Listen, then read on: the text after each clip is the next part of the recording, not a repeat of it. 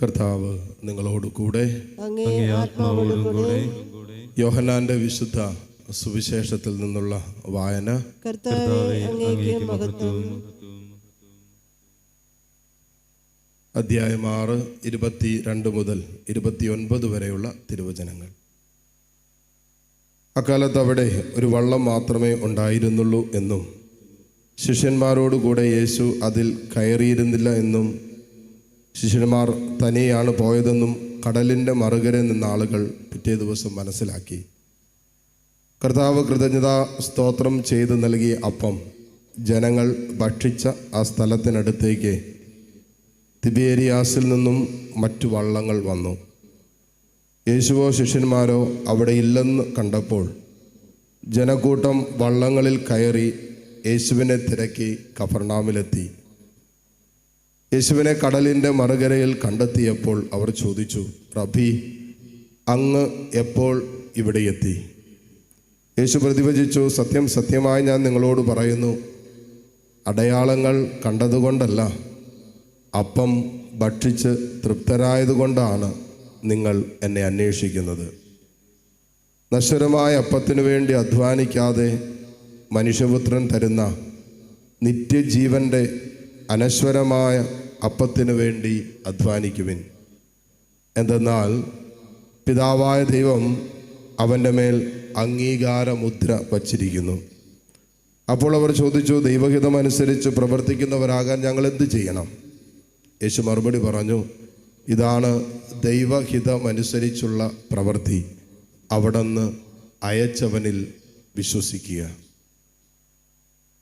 കർത്താവിൻ്റെ സുവിശേഷം. ക്രിസ്തുവേ, അങ്ങേക്ക് സ്തുതി. മിശിഹായിൽ ഏറ്റവും സ്നേഹമുള്ളവരെ, ഇന്നത്തെ വായനകൾ നമ്മുടെ ഈശോയോടുള്ള ബന്ധത്തെ പുനഃപരിശോധിക്കുന്നതിൻ്റെ ചില അടയാളങ്ങൾ ഈ വായനകളിൽ നമുക്ക് കാണാൻ പറ്റും.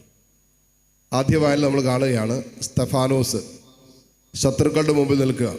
ശത്രുക്കൾ പിടിച്ച് അവനെതിരെ കുറ്റാരോപണം നടത്തി ന്യായാധിപ സംഘത്തിൻ്റെ മുമ്പിൽ നിൽക്കുക. ശത്രുക്കൾ അവൻ്റെ മുഖത്തേക്ക് നോക്കിയപ്പോൾ ഇവൻ്റെ മുഖം ദൈവദൂതൻ്റേതുപോലെ കാണപ്പെട്ടു എന്ന് പറയുന്നത്. നമ്മുടെ മിത്രങ്ങൾ നമ്മുടെ മുഖത്തേക്ക് നോക്കിയിട്ട് അവർക്ക് അങ്ങനെ ഒരു ഫീലിംഗ് കിട്ടുന്നില്ല. ഇത് ശത്രു അല്ലെങ്കിൽ അവനെ പീഡിപ്പിക്കാൻ, അവനെ വധിക്കാനൊക്കെ ഒരുങ്ങിയിരിക്കുന്നവർ ഈ പറയുന്ന സ്തെഫാനോസിൻ്റെ മുഖത്തേക്ക് നോക്കിയപ്പോൾ അവൻ്റെ മുഖം ദൈവദൂതൻ്റേതുപോലെ കാണപ്പെട്ടു എന്ന്. അതിന് കാരണം അത്ര കണ്ട് പരിശുദ്ധാത്മാവിൽ ഈ സ്തെഫാനോസ് നിറഞ്ഞിരുന്നത് കൊണ്ടും അത്ര കണ്ട് യേശുവിനോടൊരു ആത്മീയ ബന്ധം സ്തെഫാനോസിനുണ്ടായിരുന്നുകൊണ്ടാണ്. അതുകൊണ്ടാണല്ലോ ശത്രുക്കൾക്ക് പോലും നമ്മളിൽ ദൈവസാന്നിധ്യം കാണാൻ പറ്റുന്നേ. നോർമലി നമ്മളിൽ ദൈവസാന്നിധ്യം നമ്മളെ സ്നേഹിക്കുന്നവർക്കും നമ്മളോട് അടുപ്പമുള്ളവർക്കും നമ്മളെ അറിയാവുന്നവർക്കൊക്കെ നമ്മളിൽ ഉള്ള ദൈവസാന്നിധ്യത്തെ മനസ്സിലാക്കാൻ പറ്റും. പക്ഷേ ഇന്നുവരെ കണ്ടിട്ടില്ലാത്ത, എന്നാൽ നമ്മളെ ശത്രുവെന്ന് ഗണിക്കുന്ന ഒരുവന് നമ്മളിൽ ദൈവസാന്നിധ്യം കാണാൻ പറ്റണമെങ്കിൽ എത്ര കണ്ട് നമ്മളിൽ ദൈവസാന്നിധ്യത്തിൻ്റെ നിറവുണ്ടായിരിക്കണം. അതാണ് സ്തെഫാനോസ്. അതിന് കാരണം അത്ര കണ്ട് പരിശുദ്ധാത്മാവിൽ നിറഞ്ഞിരിക്കുകയും ഈശോയോട് അത്ര കണ്ട് ഒരു ആത്മബന്ധം സ്തെഫാനോസ് സൂക്ഷിക്കുകയും ചെയ്തു. ഇനി സുവിശേഷത്തിലേക്ക് വരുമ്പോൾ ഈശോ ഈ ബന്ധത്തിൻ്റെ ചില വിഷയങ്ങൾ സംസാരിക്കുക. തലേ ദിവസം കർത്താവ് ഒത്തിരി അത്ഭുതങ്ങൾ പ്രവർത്തിച്ചു. പ്രത്യേകിച്ച് അവിടെ ഉണ്ടായിരുന്ന എല്ലാവർക്കും അപ്പം കൊടുത്തു, വയറ് നിറച്ച് ഭക്ഷണം കൊടുത്തു. അവരെല്ലാവരും പിറ്റേ ദിവസം വള്ളങ്ങളിൽ കർത്താവ് അത്ഭുതം പ്രവർത്തിച്ച സ്ഥലത്തേക്ക് വരിക. അവിടെ വന്നപ്പോൾ യേശുവിനെ കാണുന്നില്ല. പിന്നെയാണ് മറുകരയ്ക്കൊക്കെ ഇവർ പോകുന്നത്. അപ്പോൾ ഇവരെ കണ്ടപ്പോൾ കർത്താവ് ചോദിച്ചു, നിങ്ങൾ എന്നെ അന്വേഷിക്കുന്നത്, നിങ്ങൾക്ക് എന്നോടുള്ള ബന്ധം നിങ്ങൾ അപ്പം തിന്ന് ഭക്ഷിച്ച് തൃപ്തരായതുകൊണ്ടാണോ? നശ്വരമായ അപ്പത്തിന് വേണ്ടി മാത്രമാണോ നിങ്ങൾ എൻ്റെ പുറകെ നടക്കുന്നത്? ഞാൻ തരുന്ന അനശ്വരമായ നിത്യജീവൻ്റെ അപ്പത്തിന് വേണ്ടി നിങ്ങൾക്ക് ആഗ്രഹമുണ്ടോ എന്ന് കർത്താവ് ചോദിക്കുക. അപ്പോൾ അവിടെ യേശുവിനോടുള്ള ബന്ധത്തെ യഥാർത്ഥത്തിൽ പുനഃപരിശോധനയ്ക്ക് വിധേയമാക്കേണ്ട ഒരു ചോദ്യമാണ് കർത്താവ് ചോദിക്കുന്നത്. നമ്മളും പ്രഭാതത്തിൽ വിശുദ്ധ കുർബാനയ്ക്ക് എഴുന്നേറ്റ് വരുന്നുണ്ട്. നമ്മളും ആത്മീയമായ ശുശ്രൂഷകളിൽ നമ്മളെ തന്നെ നിരന്തരം സമർപ്പിക്കുന്നവരാണ്. നമ്മുടെ തന്നെ വ്യക്തിപരമായ പ്രാർത്ഥനകളും ശുശ്രൂഷാ ജീവിതവും കൗദാശിക ജീവിതവും ഒക്കെ ഉണ്ട്. ഇതിൻ്റെ ഒക്കെ പിന്നിൽ നമ്മൾ ഓടി നടക്കുമ്പോൾ ഉള്ളിൻ്റെ ഉള്ളിൽ ഒരു ചോദ്യം ഉയരണം, ഞാൻ എന്തിനു വേണ്ടിയിട്ടാണ് കർത്താവിനെ അന്വേഷിക്കുന്നത്? ഈശോ ചോദിച്ചു, നിങ്ങൾ എന്തിനാണ് എന്നെ അന്വേഷിക്കുന്നത്? നിങ്ങൾ എന്തിനെന്നെ അന്വേഷിക്കുന്നു? നശ്വരമായ അപ്പത്തിന് വേണ്ടി മാത്രമാണോ? നശിച്ചു പോകുന്ന എന്തെങ്കിലും ഒരു ഭൗതികമായ നേട്ടത്തിന് വേണ്ടി മാത്രമാണോ നിങ്ങൾ എന്നെ അന്വേഷിക്കുന്നത്? അതിന് കർത്താവ് അനശ്വരമായ നിത്യജീവന്റെ അപ്പത്തിന് വേണ്ടി ആയിരിക്കണമെന്ന് ഈശോ അതിനെ ഇങ്ങനെ അല്പം കൂടി ഉന്നതമായ ചിന്തകളിലേക്ക് അവരെ നയിക്കുകയാണ്. ഇത് നമ്മുടെ ആത്മീയ ബന്ധത്തെ പുനഃപരിശോധനയ്ക്ക് വിധേയമാക്കുമ്പോൾ ഈ വിഷയം വളരെ പ്രധാനപ്പെട്ടതാണ്. എത്രയോ പേരുടെ വിശ്വാസം ക്ഷയിക്കാനുള്ള കാരണം എന്താണെന്നറിയാം? അനേകരുടെ വിശ്വാസം ക്ഷയിക്കാനുള്ള ഒരു കാരണം, ഒരു കുറേ നാളുകൾ ചില ഭൗതിക വിഷയങ്ങൾക്ക് വേണ്ടി മാത്രം പ്രാർത്ഥിച്ചു, അത് നടന്നില്ല, അതുകൊണ്ട് ദൈവത്തോടുള്ള ബന്ധം തീർന്നു. ചിലപ്പോൾ ജോലി കിട്ടാനായിരിക്കാം, വിദേശത്ത് പോകാനായിരിക്കാം, പരീക്ഷ പാസ്സാകാനായിരിക്കാം, ചില രോഗം മാറാനായിരിക്കാം, എന്തെങ്കിലുമൊക്കെ ഒരു ഭൗതികമായ നേട്ടത്തിന് വേണ്ടി അധ്വാനിക്കുകയും അതിനുവേണ്ടി മാത്രം ദൈവത്തെ അന്വേഷിക്കുകയും ദൈവത്തിൻ്റെ പുറകെ നടക്കുകയും പ്രാർത്ഥിക്കുകയും ചെയ്തു എന്ന് വിചാരിച്ച് കടന്നുപോയവർ അത് സഫലീകരിക്കപ്പെടാതെ വരുമ്പോൾ, ആഗ്രഹം പൂർത്തീകരിക്കപ്പെടാതെ വരുമ്പോൾ ദൈവത്തോടുള്ള ബന്ധം വിച്ഛേദിക്കപ്പെടും. കാരണം എന്താ? അന്വേഷിച്ചത് വെറും നശ്വരമായ അപ്പത്തിന് വേണ്ടിയാണ്. എന്നാൽ അനശ്വരമായ അപ്പം, നിത്യജീവന്റെ അപ്പമാണ് ഈശോ തരുന്നത്. ഈശോ പറഞ്ഞില്ലേ, ഞാൻ സ്വർഗത്തിൽ നിന്നും ഇറങ്ങി വന്ന ജീവനുള്ള അപ്പമാണ്.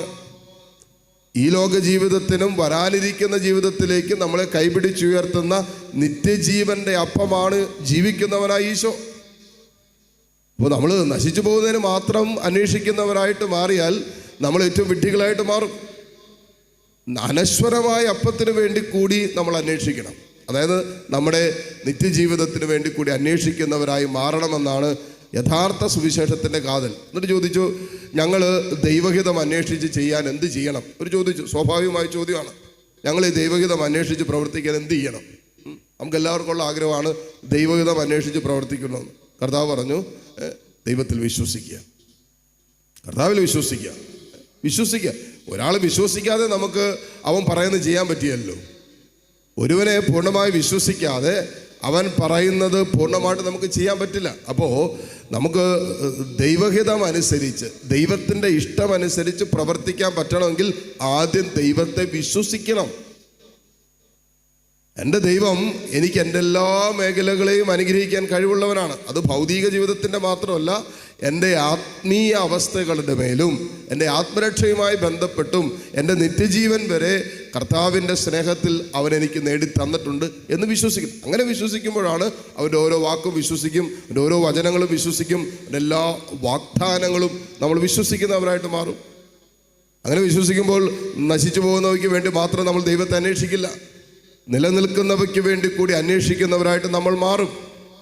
അപ്പം അതിലേക്കുള്ളൊരു ആത്മീയ വളർച്ചയാണ് കർത്താവ് ആഗ്രഹിക്കുന്നത്. അതാണൊരു ബന്ധത്തിലുള്ള വളർച്ച. സ്തെഫാനോസിനുണ്ടായിരുന്നതാണ്. അതുകൊണ്ടാണല്ലോ തുറന്നു വരുന്ന അപ്പോസ്തല പ്രവർത്തനങ്ങളൊക്കെ വായിക്കുമ്പോൾ നമ്മൾ കാണുകയാണ്, സ്തെഫാനോസിനെ ശത്രുക്കൾ കല്ലെറിയുമ്പോഴും അവൻ ഉന്നതത്തിലേക്ക് നോക്കി, ദൈവത്തിങ്കിലേക്ക് നോക്കി. തൻ്റെ ദൈവത്തോടുള്ള ബന്ധം, അവർ ആത്മീയ ബന്ധം ദൈവത്തിങ്കിലേക്ക് നോക്കി. വേദനയുടെ നടുവിൽ കണ്ണുകൾ സ്വർഗത്തിലേക്ക് ഉയർത്തി. അവിടെ പിതാവിൻ്റെ വലതുഭാഗത്ത് യേശു ഉപവിഷ്ടനായിരിക്കുന്നത് കണ്ടു. എന്നിട്ട് സന്തോഷത്തിൽ മരണം വരിച്ചു. മരിക്കുന്നതിന് മുമ്പ് പറഞ്ഞു, പിതാവേ, ഈ കുറ്റം ഇവരുടെ മേൽ ആരോപിക്കരുതേ. ഇതെല്ലാം എത്ര കണ്ടൊരു ആത്മീയ ബന്ധം ദൈവത്തോടുണ്ട്, പരിശുദ്ധാത്മാവിൽ എത്ര കണ്ട് നിറഞ്ഞിരിക്കുന്നു എന്നുള്ളൊരു ജീവിതത്തിൻ്റെ സാക്ഷ്യമാണ്.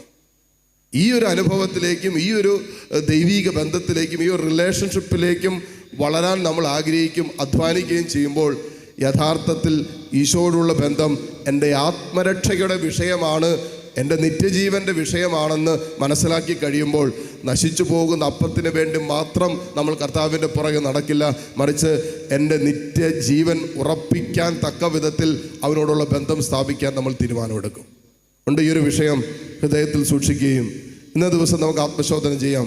എൻ്റെ ആത്മീയ പരിപോഷണത്തിൻ്റെ വിഷയങ്ങളെല്ലാം യഥാർത്ഥത്തിൽ ഭൗതിക നേട്ടത്തിനാണോ അതിൻ്റെ ആത്മീയ പരിപോഷണത്തിന് തന്നെയാണോ, ഈശോയോടുള്ള ബന്ധത്തിൽ വളരാൻ വേണ്ടിയിട്ടാണോ എന്ന് ആത്മശോധന ചെയ്യുകയും ഈശോയോടുള്ള ബന്ധത്തിൽ പൂർണ്ണമായി വളരാനും വർദ്ധിക്കാനും നമ്മളെ സഹായിക്കണമെന്ന് ഈ ബലിയിലൂടെ പ്രാർത്ഥിക്കുകയും യാചിക്കുകയും ചെയ്യാം. സർവശക്തനായ ദൈവം നമ്മെ അനുഗ്രഹിക്കട്ടെ. ആമേൻ.